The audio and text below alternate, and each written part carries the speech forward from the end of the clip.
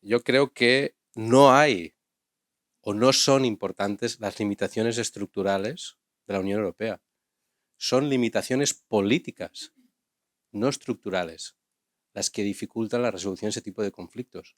On the contrary, al revés, como decía antes, la Unión Europea es el espacio del mundo donde sí en algún sitio pueden resolverse de acuerdo con un paradigma democrático del siglo XXI, ese sitio se llama Unión Europea.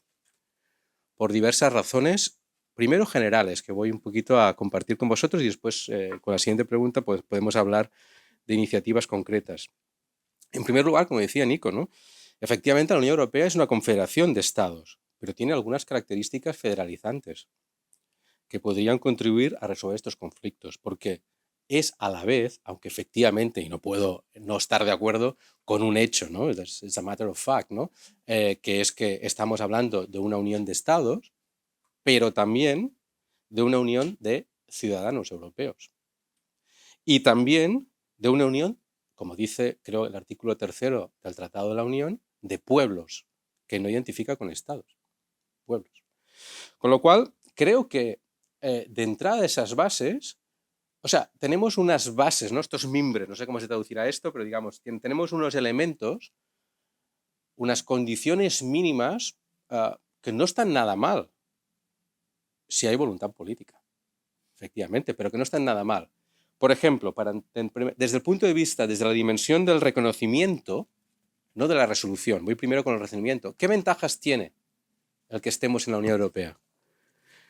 Pues, como decía antes, que las fronteras estatales son porosas, mucho más que en otros lugares del mundo.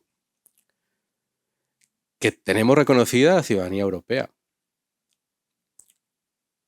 Por activa o por pasiva, en el Brexit mismo, en negativo también, ¿no? Es decir, pues se pierde la capacidad, se pierde la ciudadanía, pero hay una, ¿no? Hay un reconocimiento de la ciudadanía europea y de que somos ciudadanos europeos. En tercer lugar, en este ámbito, una variación, una modificación de fronteras es un lugar del mundo donde tendría un impacto menor.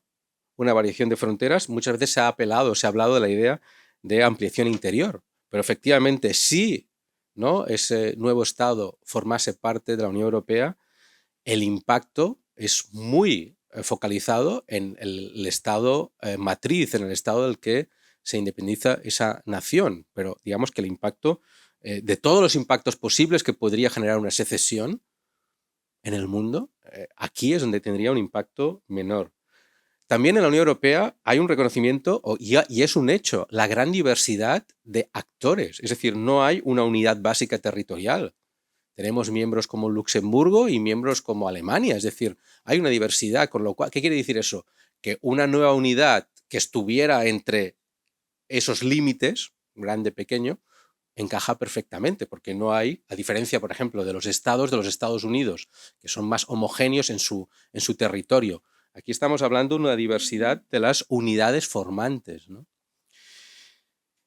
Como decía antes, hay una apelación a los pueblos de Europa también. Hay una pluralidad lingüística y hay una nation building, hay una construcción nacional de Europa muy limitada.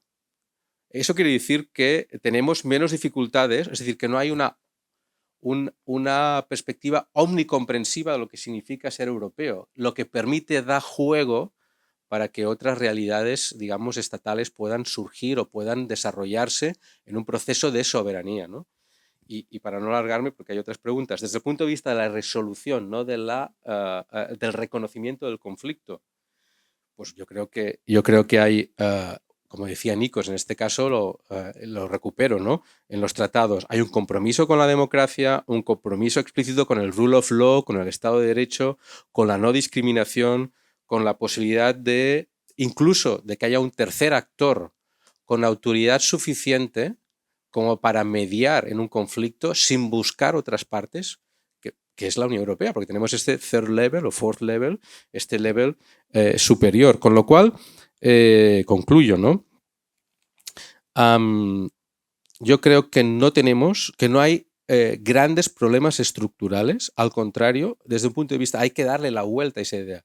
Desde un punto de vista estructural, la Unión Europea es un buen sitio para resolver conflictos territoriales de soberanía.